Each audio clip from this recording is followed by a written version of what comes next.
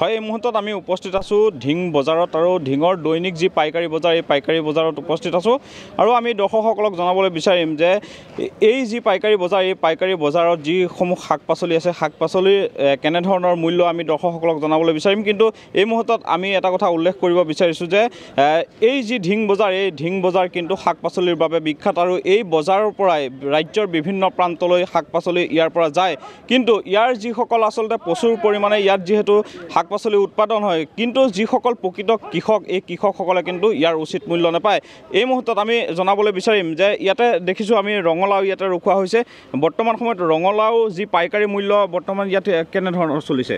আমি খুচৰা বিক্ৰি আছোঁ 9 টকা 10 টকা 11 টকা আৰু পাইকাৰী দি আছোঁ 8 টকা 7 টকাত।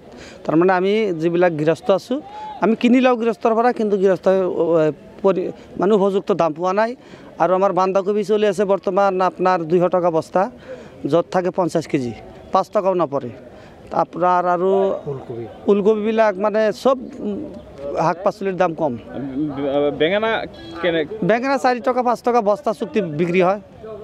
মানে 15 দিনমান আগত অলপ মূল্য আছিল, গৃহস্থ অলপ পইচা পাইছিল। বিলাহী এতিয়া 15, 16, 17, একদম হাইষ্ট আপোনাৰ 20 যায়। জলকীয়া 28, 25 টকা 30 টকা এনেকুৱা 20 টকা, মানে ঠিক নাই আৰু মানে মূল্যৰ। মানে আজি যদি যায় 20 টকা, কালি 15 টকাও যাব পাৰে, 10 টকাও যাব পাৰে। আৰু আপোনাৰ ফুলকবিটো ডাইৰেক্ট মানে 2 টকা 3 টকা বিক্ৰী হৈ আছে। আলুটো আপোনাৰ এসপ্তাহ আগত আছিল আপোনাৰ ধৰক 30-35, এতিয়া হৈ গৈছে একেবাৰে ডাইৰেক্ট 20 টকা। সেইকাৰণে গৃহস্থই বহুত মাৰ খাই আছে।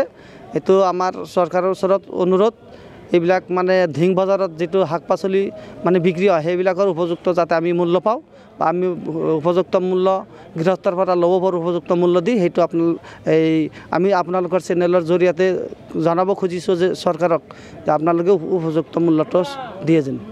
আমি যদি কওঁ ঢিং বজাৰত যেনেধৰণৰ মূল্য চলিছে, কিন্তু তাৰ পৰিৱৰ্তে গুৱাহাটীত কিন্তু অধিক দামত এই শাক পাচলিসমূহ বিক্ৰী হৈছে। শাক পাচলিটো একেই, কিন্তু তাত অধিক দামত বিক্ৰী হৈছে।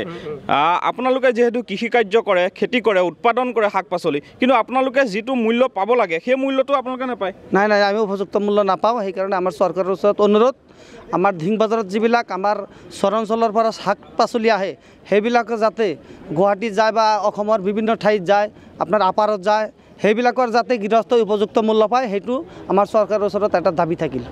হয়, আমি এটা কথা দৰ্শকসকলক জনাব বিচাৰিছোঁ যে এই যি ঢিং বজাৰ, এই ঢিং বজাৰলৈ ঢিঙৰ যিসমূহ চৰাঞ্চল আছে চৰাঞ্চলসমূহৰ পৰা উৎপাদন হোৱা প্ৰচুৰ পৰিমাণে উৎপাদন হোৱা যিসমূহ শাক পাচলি এই শাক পাচলিসমূহ এই স্থানলৈ লৈ অনা হয় আৰু ইয়াৰ পৰা ৰাজ্যৰ বিভিন্ন প্ৰান্তৰ বজাৰলৈ শাক পাচলি লৈ যায়। বিশেষকৈ গুৱাহাটীকে ধৰি শ্বিলং এনেধৰণৰ যিসমূহ আচলতে ৰাজ্যৰ বিভিন্ন প্ৰান্তলৈ ঢিং বজাৰৰ পৰা শাক পাচলিসমূহ লৈ যোৱা হয়। কিন্তু যিসকল প্ৰকৃত কৃষক, যিসকলে কপালৰ ঘাম মাটিত পেলায়, এই